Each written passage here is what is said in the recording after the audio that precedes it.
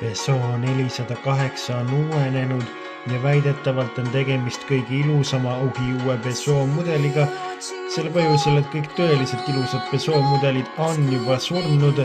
Kas tema ilu on niivõrd silmi pimestav, et sa võiksid kohe selle saate sulgeda ja minna magamiskotiga Pallaste tänav 2 sikupilli Peugeot esinduse ette, et oodata hommikul kella 9 saabumist, et uste avanedes minna ja raha letti laduda, soetades endale selle uue 408 ja armastades teda tema täiuslikkuses ja ebatäiuslikkuses.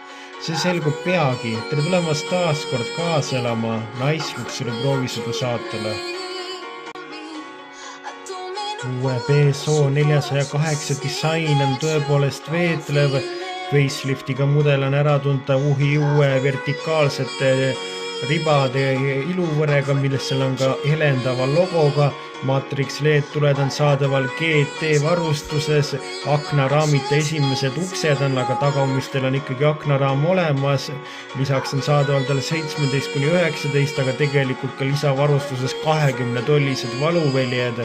Tagaistujatel on jala- ja pearuumi rahuldavalt ning pagasruumi mahub talle 410 liitrit ehk on siis mõned ohverdused läinud ikkagi ilusale langevale kupeelikule katusele joonele, mida saab veelgi madalamaks muuta, kui sa võtad endale panoraamkatuse.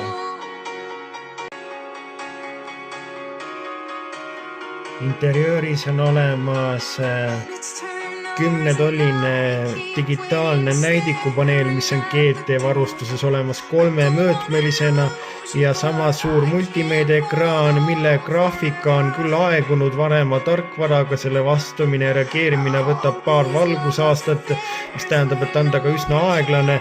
On olemas siiski mõned juhtnupud, lisaks on olemas seal juhtmevaba telefoni laadja, kuid Alcantara sisu 360-kraadine kaamera ja elektriline tagaluuk kuuluvad kõige paremasse varustusele. Peugeot omaselt on olemas väike sportlik rool, aga mille taga jääb näidikupaneel täiesti varju, nii et sa pead otsustama, kas sa soovid ikkagi näha Peugeot sportlikku rooli või sa hoolid tõesti mingist kiiruspiirangutest. Kogu veetlus saab surmava hoobi, kui avada mootoriruumi kate, mille alt on võimalik suurendusklaasiga üles leida väike 1,2 liitrise töömahuga 3-silindriline turbobensiin, millest välja pigistatud 145 hobujõudu.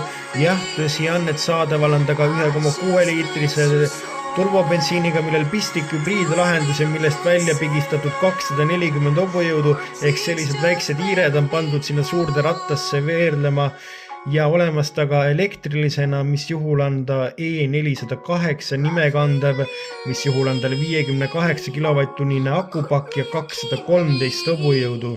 Varustatakse ta 6- või 7-käigulise klassikalise automaatkäigukastiga sisepõlemismootoriga versiooni puhul. Hinnadekiri algab tal 33 800 eurost, kuid see on GT varustuse hind ja varsti lisandub ka veel odavam varustus Allure, mis maksab tõenäoliselt mitukümmend tuhat eurot vähem. Selline oli sellekordne Naisluksuri proovisõit ja selline on pealtnäha ülimalt veetlev Peugeot 408. Meie kohtume teiega juba nädala pärast, seniks kohtumiseni ja liigelge ikka turvaliselt.